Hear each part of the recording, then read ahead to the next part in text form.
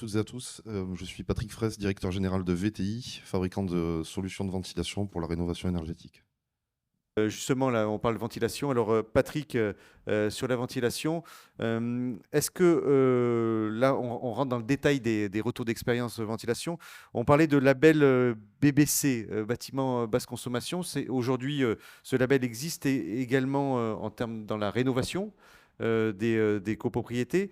Est-ce que vous pouvez nous dire ce que ça implique en termes de ventilation? Alors, ce que ça implique en termes de rénovation, et il faut se féliciter, enfin féliciter plutôt Efinergie, de l'initiative, c'est qu'elle apporte en fait un certain nombre de, de mesures en fait de pré-inspection, enfin de contrôle, si vous voulez, de l'existant avant d'entamer des travaux de rénovation. Ce n'est pas nouveau, mais en tout cas, ce qui est nouveau, c'est qu'elle édicte des règles très précises qui vont très loin et qui en fait vont minimiser les risques en fait en fin de travaux de se retrouver avec des anomalies qui pourraient dont on pourrait trouver l'origine dans les conduits de ventilation ou tout simplement dans la mauvaise mise en œuvre du système de ventilation. Donc voilà, le label va très loin. J'en présenterai tout à l'heure les différents aspects. Et donc, comme il est assez complexe, en fait, il est préférable voilà, d'en avoir une explication par un fabricant de ventilation qui maîtrise un peu ces aspects, parce que c'est vrai que je dirais que pour un non initié à la ventilation qui lirait ce document, le label avec toutes ces règles techniques, que ce soit pour l'inspection visuelle ou pour les mesures et les contrôles du système de ventilation en fin de travaux, c'est quand même assez compliqué. Voilà, donc c'est pour ça que j'en ferai un petit extrait. Mais bon, on va entrer directement dans le vif du sujet. Là, on va présenter. Où est-ce qu'elle est la Zapette? Alors, vous avez perdu la Zapette, c'est Eric qui est là. Voilà. On va voir les impacts que ça a en termes de ventilation. Voilà, exactement. Donc, je vais vous présenter ces nouvelles règles de contrôle et de mesure liées au label BBC et Finergie Rénovation, qui est entré en vigueur en octobre 2023 et dont les règles ont été édictées entre l'entrée en vigueur et puis le 1er janvier 2024 pour sa mise en application. Juste une petite question, c'est les copropriétés qui seraient en cours de travaux, est-ce qu'elles vont être soumises à ce label ou pas? Et est-ce qu'il y a une phase d'adaptation? Vous savez, il y a des fois certaines qui demandent, qui font les études en amont, et puis après le label sort, et donc la réalisation intervient après la sortie du label. Alors, en toute honnêteté, je ne suis pas compétent pour répondre à cette question. Je pense il vaut mieux poser la question aux AMO ici ou à un bureau d'études qui serait spécialisé dans ces questions-là. Je pense qu'il est préférable de le prévoir en amont, puisqu'on vise un niveau de performance énergétique qui me paraît compliqué de fixer un autre objectif en cours de travaux. Ça me paraît complexe, mais après, c'est mon interprétation de la situation. Alors, je vous présente VTI rapidement, hein. Donc, VTI est un fabricant qui fête ses 40 ans d'existence, qui dispose en son catalogue de 30 solutions. Alors, pas 30 produits, hein, mais 30 systèmes de ventilation, qui est une gamme très large, la plus large du marché pour la rénovation énergétique. Alors, en fait, on va pouvoir, je vous montrerai tout à l'heure, sélectionner la bonne solution en fonction de données d'entrée. Ces données d'entrée, ça va être le mode de production de chaude sanitaire, le nombre de niveaux du bâtiment, etc., etc. Donc voilà, en tout cas, 30 solutions de ventilation, 2 millions d'extracteurs commercialisés depuis 1983, un grand nombre de partenaires qui nous font confiance à l'échelle nationale.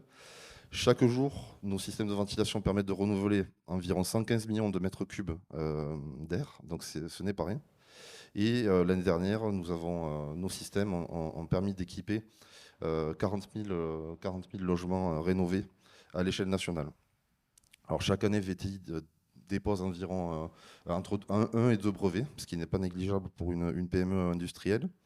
Des brevets qui sont déposés en France et en Europe, hein, bien sûr. Et puis, voilà, il est important de dire que c'est de la conception française, hein, donc il faut en être fier. Le siège est à Frontignan, à quelques encablures de Montpellier et de Sète, hein, tout mon accent. Voilà, donc 40 collaborateurs qui œuvrent au quotidien pour concevoir des solutions de ventilation, puis ensuite pour les configurer, les produire et vous les livrer. Alors, j'entendais tout à l'heure un mois de délai, nous c'est 3 semaines. Voilà, donc on est plutôt dans une bonne moyenne. Notre raison d'être, c'est garantir une qualité de l'air intérieur optimale des logements en concevant des solutions de ventilation connectées à haute efficacité énergétique et environnementale. Voilà, donc tout un programme qui nous donne plusieurs objectifs à court et moyen terme. Une petite diapo sur les conséquences d'une mauvaise qualité de l'air intérieur, enfin en tout cas les chiffres clés. Il faut savoir que nous passons environ 90% de notre temps en espace clos. Ça peut être notre maison, bien sûr, nos bureaux, les transports en commun, notre voiture. Et dans cet espace clos, en fait, un certain nombre de polluants, hein, on estime que dans tout espace clos, surtout dans une maison ou dans un appartement, on retrouve environ 1000 polluants. Et alors de différents ordres, avec des ordres je dirais de dangerosité qui sont différents, mais on en retrouve 1000. Notamment, voilà, on retrouve l'humidité qui est vraiment ciblée par le système de ventilation. Le CO2. Le CO2, ce n'est pas qu'un polluant extérieur, c'est un polluant qui est lié à l'activité humaine également dans le logement. Et le CO2, il va avoir une incidence en fait sur les performances cognitives de l'être humain. À partir d'un seuil, notamment de 1000 ppm, on estime que, par exemple, des réponses à des questionnaires, ppm? partie par million, par million, oui. Oui, c'est ça. Donc c'est une molécule de CO2 par million de molécules d'air, quoi, c'est ça? Exactement, voilà. Et donc à partir de 1000 ppm, on estime que les capacités cognitives chutent assez fortement. On en retrouve d'autres qui sont cancérigènes, hein, pour une exposition, une exposition à long terme, notamment les formaldéhydes, le benzène. Voilà, donc les virus aussi, les virus respiratoires, en fait, il a été prouvé pendant l'épidémie de Covid-19 qu'une mauvaise ventilation favorisait en fait la transmission des virus. Voilà, donc on retrouve un certain nombre de 1000 polluants dans les logements. Donc voilà, l'air intérieur est très pollué. Ça occasionne environ 20 000 décès par an en France et ça a un coût pour la collectivité de 19 milliards d'euros. Non, mais c'est un chiffre toujours fou, hein. C'est pas la première fois que je le vois, ce chiffre-là, mais il y a plus de décès de mauvaise qualité de l'air que de décès d'accidents sur la route, hein, par exemple, hein. Oui, oui, tout à Donc fait. c'est énorme. Oui, tout à fait. Alors le principe de base d'un système de ventilation simple flux, hein, celui qu'on utilise le plus en rénovation énergétique, c'est une entrée d'air, donc d'air qualifié de neuf, oui, de neuf, par les entrées d'air qui sont situées dans les pièces de vie, donc séjour, chambre notamment. Des passages de transit qui sont matérialisés par des portes, tout simplement. Donc l'air va passer sous les portes et va chasser l'air vicié. L'air vicié qui est chargé en humidité, chargé en CO2, chargé en polluants. Et il va être extrait en fait par des bouches d'extraction qui sont situées sur des conduits de ventilation.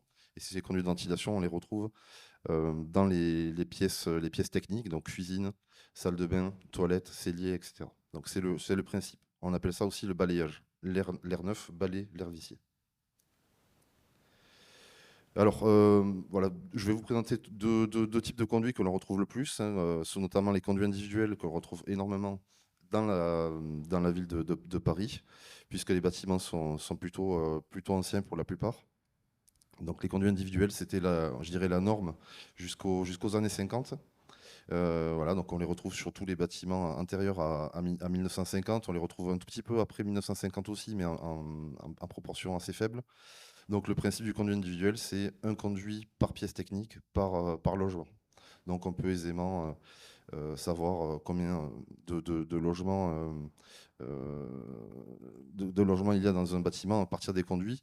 Mais en revanche, ce sont les plus complexes à traiter, puisque ils équipent des bâtiments qui ont vécu, un grand nombre de décennies avec des modifications à l'intérieur des appartements, des conduits qui se dégradent petit à petit.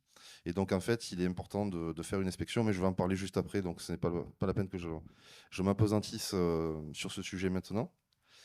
On retrouve également les conduits collectifs de type shunt. Alors, le conduit collectif de type shunt, c'est une invention parisienne, hein. C'était une entreprise qui était située rue Saint-Jacques à Paris. Donc, ce conduit shunt, il apporte plusieurs nouveautés. Un encombrement qui est beaucoup plus faible que les conduits individuels, puisqu'on a un conduit qui est collectif, hein, donc on gagne de l'espace à tous les niveaux. Donc il a une capacité à fonctionner en tirage naturel, il réduit les transmissions de bruit d'un logement à un autre, et il a une sécurité incendie qui est intégrée par sa structure. Voilà, donc on a ces conduits-là. Donc ces conduits-là, ben, si vous voulez, le conduit shunt, au, au mieux, il a aujourd'hui entre 50 et 70 ans, et le conduit individuel, il peut dépasser le siècle d'existence. Donc on se rend compte un peu si vous voulez, de l'impératif, enfin de l'importance de bien les auditer, de bien connaître leur état avant de pouvoir rénover le système de ventilation. Alors voilà, donc parmi les deux règles principales qu'a édicté le label BBC Effinergie Rénovation, il y a tout un volet sur l'inspection visuelle des conduits. Et là, donc, Effinergie est allé assez loin et a sollicité les fabricants de systèmes de ventilation pour contribuer, de par leur expérience, de par leur expertise, à produire un guide qui vraiment donne toutes les lignes directrices pour faire une bonne inspection visuelle des conduits, ce qui jusqu'ici n'existait pas. Donc c'était vraiment au bon vouloir et selon l'interprétation des opérateurs sur le terrain. Donc là, on a des règles claires. Donc ce guide, vous le voyez, il date du 1er février 2024. Il est assez bien fait. Donc je vous invite à le lire, mais je vais vous en donner quelques données. Je vous en extrais les données les plus importantes. Alors parmi les objectifs, enfin, c'est pas parmi, c'est les objectifs de cette inspection visuelle, c'est tout d'abord de déterminer la nature des conduits et leurs caractéristiques en termes de destination, de dimension, donc savoir quelles pièces desservent les conduits, quelles sont leurs dimensions, et surtout donc se prononcer sur la possibilité ou non de réutiliser ces conduits existants, et le cas échéant, si l'état des conduits le nécessite, de définir des réparations à effectuer en cas de défaut identifié avant de réutiliser ces conduits. Ça, c'était pas fait avant. Avant ce label, finalement, on faisait pas forcément ces audits de canalisation. C'était moins systématique, Ouais. et surtout, il n'y avait pas de règles qui les encadraient. Mm. Il n'y avait pas non plus de règles qui donnaient des règles d'interprétation des vidéos et des visuels.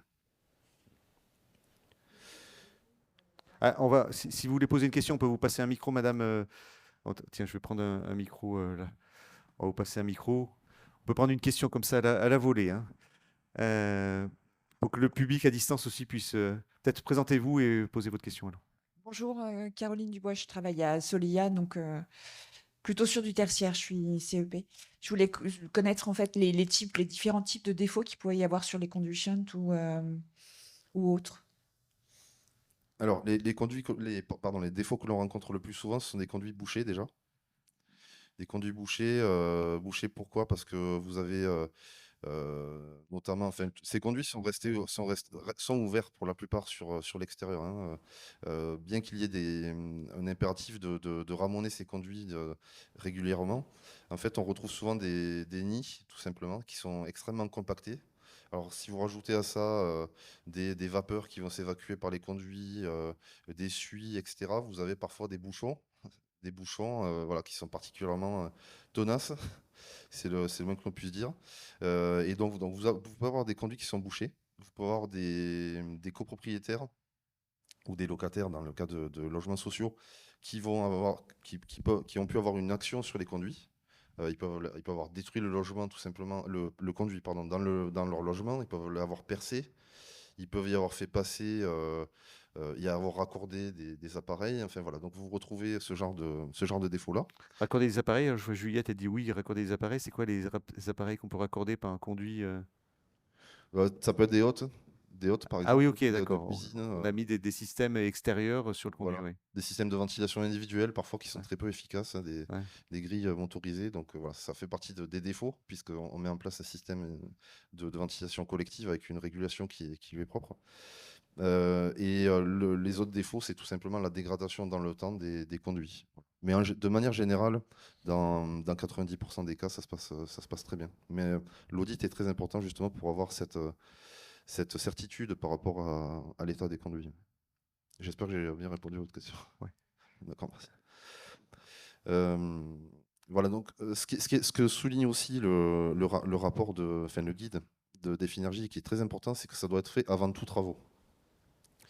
Jusqu'ici, en fait, cette inspection visuelle, elle était faite juste avant le démarrage des travaux, ou en cours de travaux, pendant la phase de préparation. Et à mes yeux et aux yeux des fabricants de ventilation, c'est un peu trop tard, puisque une anomalie qui serait détectée à ce moment-là, elle pourrait remettre en cause vraiment tout ce qui a été prévu, rajouter des coûts qui n'ont pas été prévus non plus, avoir un impact significatif sur les délais de réalisation des travaux. Donc là, c'est une bonne chose, ça a été prévu vraiment en amont, plutôt en phase avant-projet, et ça, il faut vraiment féliciter l'initiative. Le guide dit aussi qu'en amont de l'inspection de l'inspection visuelle, hein, un ramonage est rendu obligatoire. Voilà. Donc ça, c'est une bonne chose aussi, et c'est logique, puisque pour pouvoir faire une inspection complète en fait, du conduit, il est préférable qu'il soit ramoné et vide. Donc voilà, donc il donne des règles pour les cas des conduits shunt, de conduits individuels, de conduits Alsace. Donc je vais passer sur ça parce que c'est très pratico-pratique. Il donne aussi des règles sur les moyens matériels à utiliser. Donc le moyen matériel, c'est une caméra d'inspection, qualifions-la de moderne et de sophistiquée, avec une longueur de câble qui va être suffisante vraiment pour pouvoir inspecter le conduit dans toute sa longueur. Donc on préconise d'acheter une caméra avec une longueur de câble de 60 mètres, c'est plutôt pas mal. Avec un enregistrement vidéo de bonne résolution, puisqu'ensuite il faut sur son ordinateur pouvoir bien visualiser le conduit, pouvoir zoomer aussi pendant l'inspection vidéo, avec une tête de caméra rotative à 360 degrés et pivotante à 180 degrés. Donc c'est ce que donne le guide. Et avec une indication de l'altimétrie, ça va permettre de savoir à quelle hauteur on se situe dans le conduit, et donc de dire, voilà, à 10 mètres, je retrouve tel défaut. Donc 10 mètres, ça correspond à peu près à tel niveau, tel étage dans le bâtiment. Et donc à ce niveau-là, il faudra prévoir telle et telle correction. Voilà. Alors, ce que dit aussi le guide, il nous explique qui peut faire ces inspections vidéo. Il est assez peu précis sur la notion d'installateur de système de ventilation. Ça, je vous invite à être très vigilant là-dessus. Aujourd'hui, avec le phénomène d'amplification de la rénovation énergétique en France, vous pouvez avoir des entreprises qui, du jour au lendemain, se déclarent installateurs de systèmes de ventilation et qui n'ont parfois pas d'historique, pas d'expertise en la matière et qui n'ont pas le matériel. Et donc, je vous invite vraiment à être assez vigilante et vigilant sur ce point-là. Un installateur de système de ventilation, il doit avoir des références, il doit déjà avoir fait des inspections vidéo, il doit avoir des qualifications comme Calibat, etc.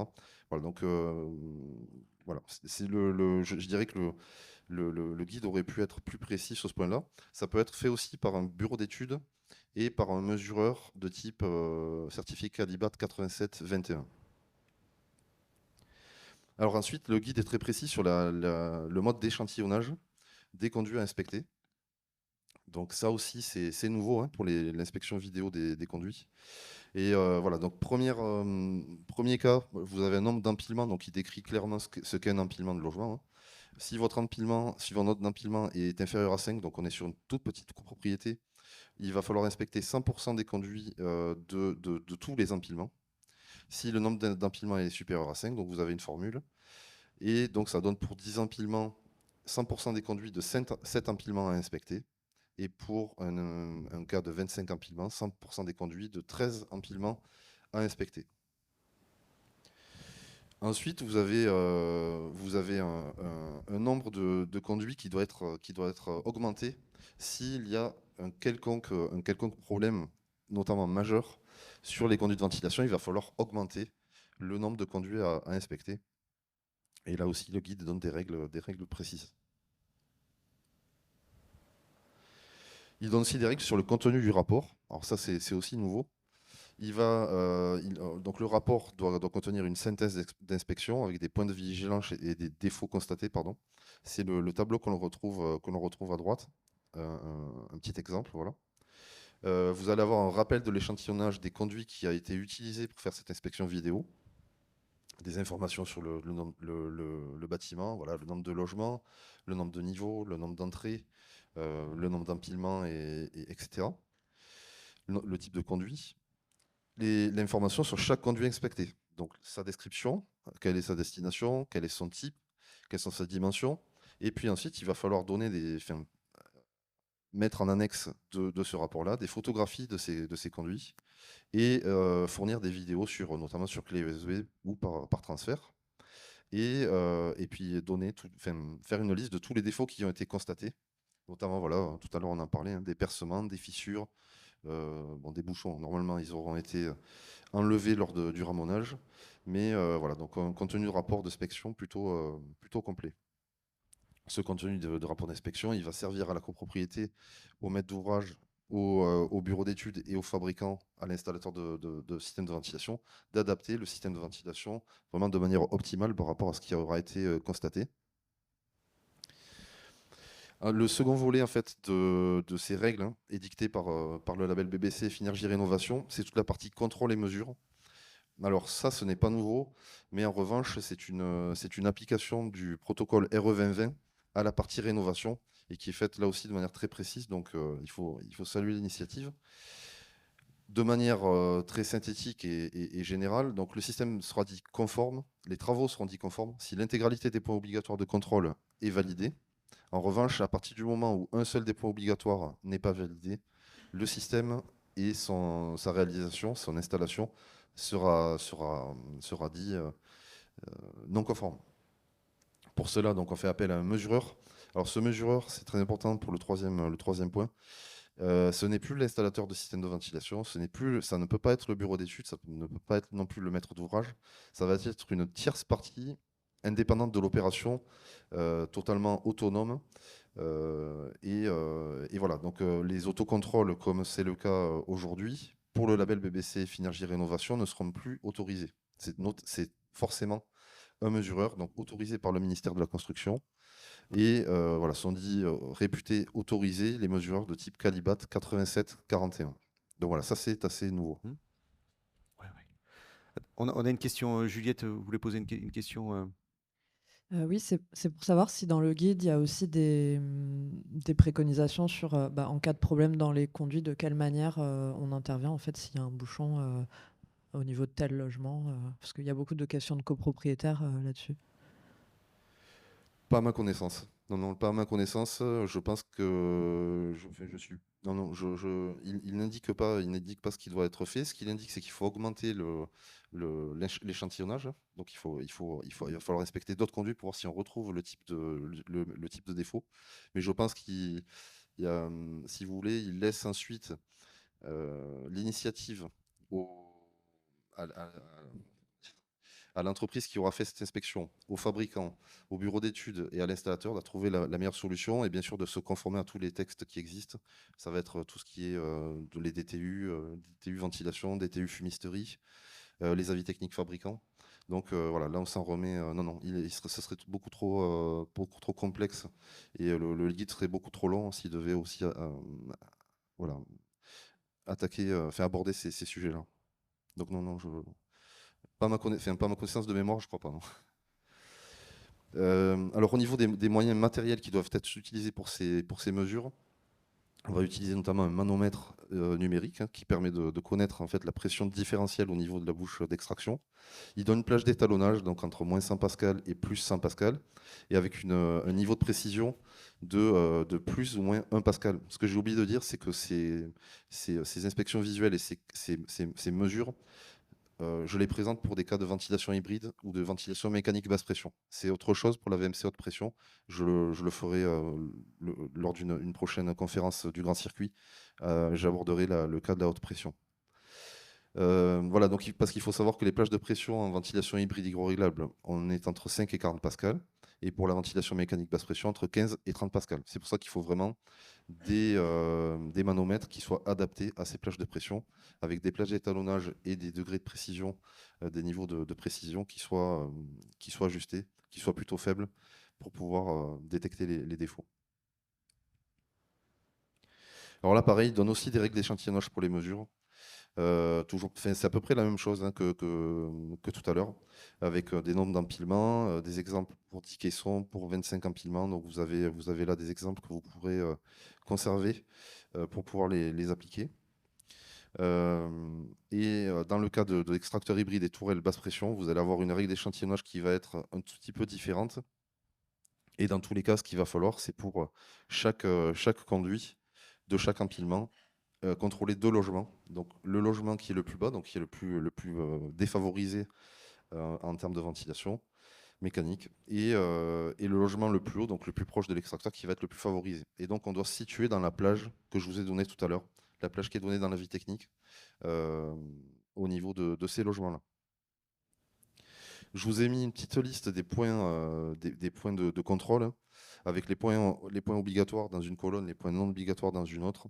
Donc vous avez par exemple voilà, la présence du rapport d'inspection vidéo qui est obligatoire. Si elle est absente du rapport du mesureur, ben c'est de toute façon non conforme, hein, bien sûr. Vous allez avoir la documentation du fabricant, des alarmes de fonctionnement qui doivent être installées sur les systèmes de ventilation, une désolidarisation acoustique entre le caisson et le bâti, enfin voilà, tout un ensemble de points. La liste est très longue, hein. Là je vous en ai mis un tout petit extrait, mais c'est très long, donc il faut vraiment en prendre connaissance. Et puis après, vous avez d'autres points qui sont jugés un peu moins importants, qui sont non obligatoires. Mais voilà, donc ça donne une bonne ligne de conduite à la fois au mesureur, à l'installateur, au fabricant pour voilà, arriver à une solution idéale en fin de travaux. Là, je vous ai mis un logigramme, un synoptique des systèmes de ventilation VTI, des grandes familles. Donc vous avez des questions qui sont importantes, notamment l'âge du bâtiment, la possibilité ou non de réutiliser des conduits de ventilation naturels, le mode de production d'eau chaude sanitaire, et après des régulations autoréglables ou hygroréglables en fonction du niveau de performance énergétique que l'on souhaite atteindre. Je vous ai mis dans un petit encadré rouge un extrait du configurateur MyVTI, donc, que nous mettons en ligne ce mois-ci, qui va vous permettre justement de sélectionner le bon système de ventilation et d'aller assez loin dans votre configuration. Mais ça donnera lieu à un autre webinaire de présentation le 19 juin.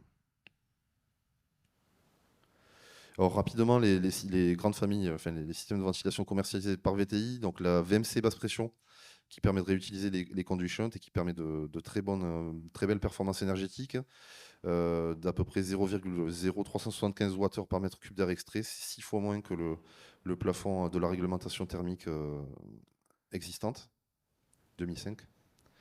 Ventil plus, donc c'est de la basse pression aussi, la ventilation mécanique basse pression, mais la par tourelle, donc moins les réseaux, il n'y a plus de réseau, même performance énergétique.